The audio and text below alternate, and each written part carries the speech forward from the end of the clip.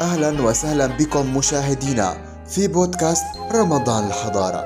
إليكم ما هو مفيد في شهر رمضان المبارك عن المغفرة.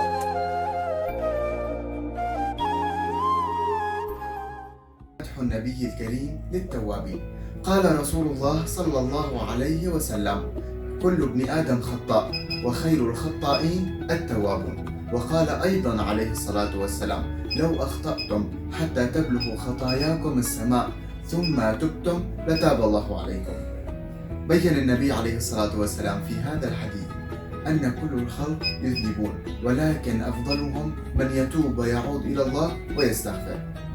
فكثرة الذنوب لا تمنع التوبة إلى الله تعالى. نتذكر أن رسول الله صلى الله عليه وسلم كان صاحب منزلة عالية، وقد كان عليه الصلاة والسلام مغفور الذنب، ومع ذلك يتوب إلى الله تعالى في اليوم 100 مرة. فلنتوب ونستغفر الله حتى يغفر ذنوبنا في هذه الأيام الفضيلة من هذا الشهر الفضيل. دمتم بخير وإلى لقاء آخر. فوزير بودكاست رمضان الحضارة، أجب واربح.